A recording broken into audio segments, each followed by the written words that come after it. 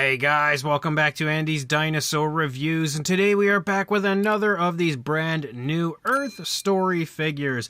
As you can see, this time we've got the Smilodon, and I'm really quite excited about these figures, and I'm really quite excited to see what the rest of them are like, because, you know, we just don't get that many prehistoric mammals. However, this one is one species that we do have a lot of, the Smilodon, and I would say this and the mammoth are the only two species in this line that they have released so far that are fairly common. You know, the others are like Paraceratherium and Daedon and stuff, and there are figures of them out, but not nearly as many as you would see for like a Smilodon. But I'm still excited again about the line because new prehistoric mammals is just always a great thing. There's just not nearly enough of them out there. But you can see the packaging looks pretty much the same as far as the way it looks compared to the previous packaging of the Paraceratherium. We can see a little bit of information down here with some actually ridiculous information, because it states the tiger big star who dominated for a while, like not that long, just for a little while. But then down under it, it states some information about the mammoth, which this is not even the mammoth, so I don't really know what's going on as far as the boxes of these figures go. And again, there's still misspellings and stuff everywhere. You can see like ancient is not spelled, correctly at all. Creatures is spelled correctly there, but then down here, we basically flip-flop the spelling errors, so kind of weird. But if we take a look at the back, you can see again, we've got another shot of the figure. You can see some different angles basically over here of like the mouth and stuff like that, and the side of our Smilodon. But it looks pretty cool, definitely a neat looking pose for this one, so let's go ahead, pop it out of the box and check it out. And here is our Smilodon. And I can say that, again, the figure looks pretty decent, very muscular, but definitely has a little bit of a muted look to the detail compared to what I would expect. But that said, it still looks pretty decent overall as far as a Smilodon goes. The paintwork, though, is kind of low quality as far as like the spots and stuff. I feel like this is one figure that really could have benefited from a wash of some kind to just sort of, tie all the paintwork and everything together a little bit nicer. But if we get nice and close to the head sculpt, you can see the head sculpt is okay. It's got the mouth open in a very ferocious look, and again, a very ferocious visual. We can see the paintwork is definitely a little bit sloppy, like right here in the snout. You can see it's not perfectly applied.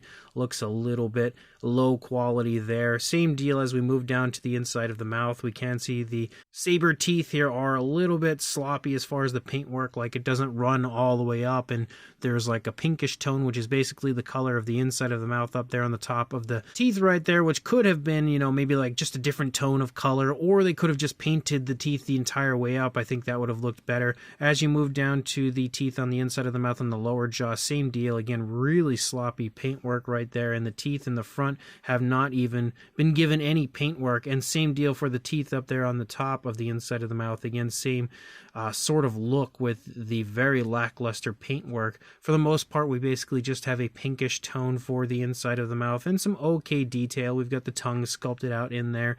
Not a whole lot when you look up there on the inside of the mouth, though. But again, the paintwork doesn't look so great on this one. I feel like it definitely looked a little bit better, a little bit more natural on the Paraceratherium. As you move up into the eye, I will say, looks a lot nicer on this one compared to what we saw in the Paraceratherium. It doesn't look quite so awkward, doesn't have that big white spot giving it the weird sort of eye shine kind of a look. When you look at it from the front, though, he's got kind of like a googly eye thing going on, as both eyes aren't looking in the same direction. But the eye over here, again, looks fairly decent as far as the paintwork goes. So when you look at them from the side, they look pretty good. When you look at them from the front, they look really quite goofy. But you do have a little bit of a darker tone of brown that kind of extends down here into the nose, and then again a lighter variation of brown moving through the rest of the head, and also actually like some little dry brushing there with some whites and stuff around the eye, and then some darker brown spots that show up. We also have a little variation of color as we move down. You can see a lighter tone kind of show up here, and that basically is moving through the entire underbelly of our Smilodon. As we lead up, we can see the ears are sculpted. Well, maybe we could if my camera would focus. The ears are sculpted fairly decently. We also have a little bit more of that dry brushing in there, and a darker tone for the inside of the ear, and then a black. Actually, it's like a mixture. If you look over there, it's a mixture of a dark gray and a black for the back of the ear. I don't know if I can really get that in here to give you a good shot. You can kind of see it now. Kind of like a gray and a black together.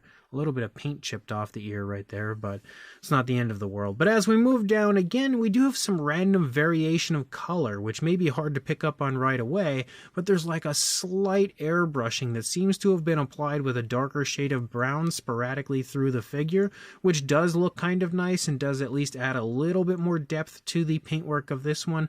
The fur, again, looks okay, but isn't quite as vibrant as I'm used to when it comes to most modern figures, but still by no means is it bad. It still looks pretty decent, and there's a lot of detailing to the fur throughout. That's definitely quite impressive. And the figure actually, again, as it states on the box, is a, solid figure. So it actually has a pretty good solid feel to it, pretty nice weight to it as well. But as you move down, we definitely can see that this is a very strong Smilodon. The muscles are honestly bulging everywhere on this figure. It looks extremely impressive when it comes to its musculature. You can kind of make out the shoulder blade up there. And as you move down into the legs, we've got all sorts of fur and stuff hanging off through the course of the body and of the legs. We can also, again, take note to the fact that the brown spots don't really look that great. They look really quite generic overall compared to the way that I would expect them to look. I feel like the paint they used was just too thick, and they could probably benefit from a more watered down paint to use right there. It just could have looked a little bit more natural. But as you move down into the feet, we can see the nails are painted out with a black, and then they have a dry brushing over them as well. Even the undersides of the feet are sculpted and painted. Again, we have like that mixture of black and gray for the undersides of the feet right there. Moving back up into the stomach, we can see a pretty smooth transition to the lighter tone of the underbelly, which is nice. We also have the brown spots again showing up right there. Leading back, you'll still notice again some very subtle areas of airbrushing, so there is some nice variation of color on this one, but I really feel like this figure could have used either a dry brushing or a wash to really bring the detail out a bit more.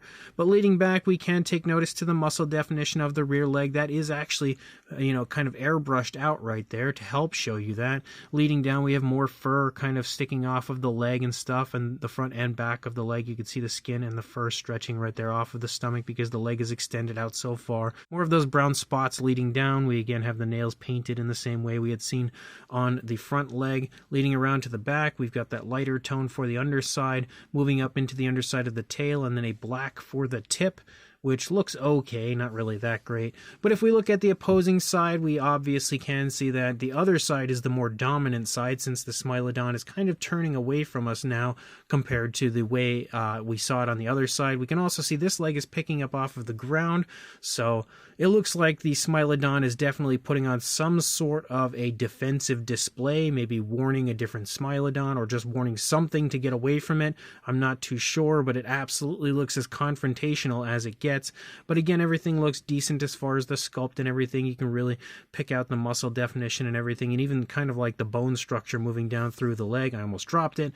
But as you lead back, you'll also take note to the fact that this leg is kind of taking a pretty far step forward, which also kind of gives me the feeling that even though it is putting on this display, it's like seconds from lunging into action. Just kind of has that look and feel to it. But we basically have the same sort of sculpt, same sort of paint, like same detailing, same look, everything over here compared to the way we saw it on the other side, except the positioning of the legs is quite drastically different, and then the underside basically just has some nice variation of color. Actually, if you look and you get nice and close, it seems like maybe there was a wash or something that was applied down here, because we can kind of see a little bit of like a brownish tone showing up underneath here in this tan coloration that we have moving along the underside. And again, you can see all of the paw pads and everything painted out with that grayish tone.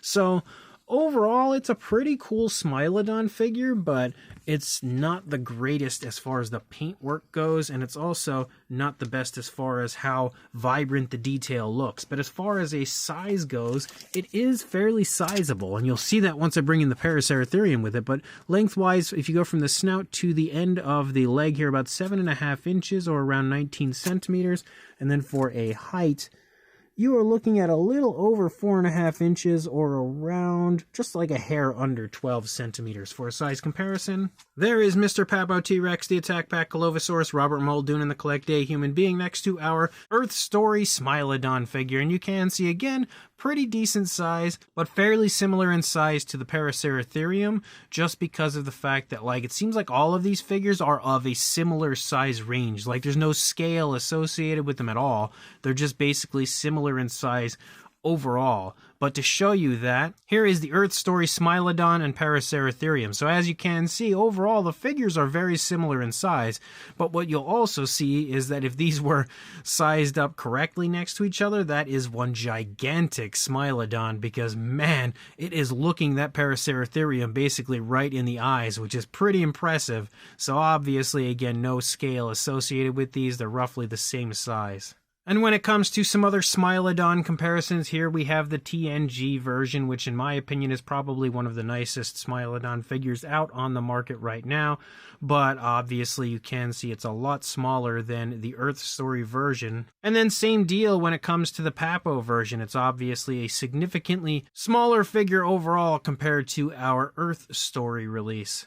And if you bring in the Primeval version of the Smilodon, you'll again see that the Earth Story version is bigger. But if we grab our Beasts of the Mesozoic Smilodon, or actually Beasts of the Cenozoic, I should say, because that's what this one is. But if we grab the Smilodon from them and bring it in, we can now see that they're kind of similar in size, but the Beasts of the Cenozoic version is a little bit bigger, I would say, at least as far as like body mass goes. So this brand new Earth Story Smilodon figure is pretty decent. And again, I feel like this company definitely has some strong potential, but they also have a lot that they need to work on. Like, the first thing I would say is they need to find a way to make their detail look a little bit more crisp, a little bit more vibrant, because this figure very much so shows off the fact that although the detail looks pretty decent, it is still kind of muted. Like, there's very clearly very impressive detail on the sculpt of this Smilodon, but it's not showing up as impressively as it could if the detail would just shine a little nicer. I don't know, maybe they just need better paintwork to really make it shine, but when I was looking at it in comparison to some of the other Smilodon figures, you can really just see how crisp and impressive the detail was on those figures compared to this one. This one has a bit of a muted look. That said, it still looks pretty good. It has a very cool pose, definitely a very exciting kind of confrontational pose overall. But the thing I think that really takes away from this figure is the paintwork. And although they have some decent paintwork on it, like the slight variations of color throughout, and the eyes looking a little nicer than the eyes were on the Paraceratherium, there's also a lot of sloppy paintwork on this one. Like, the inside of the mouth is an absolute disaster as far as the paintwork goes. And then, like, when you look at the snout, again, the paintwork looks kind of low quality there, kind of childish almost in some areas. And the brown spots throughout are also just not really that well done. Like, they look way more like painted spots rather than body color on the figure, so that's a little bit of a downside overall.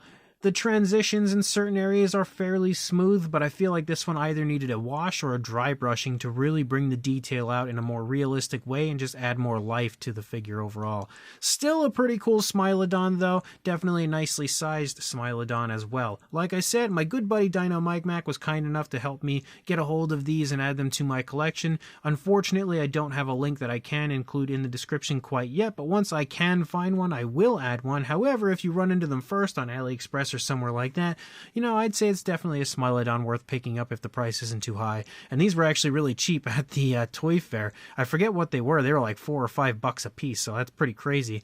And unfortunately, that toy fair is now long over, but definitely a decent price. So I don't know, if that's any indication of what the price of these figures will be once they actually show up online, they won't be too expensive. But if you can find it, pick it up, and of course, like, comment, and subscribe, and I will see you in the next review. Thanks for watching.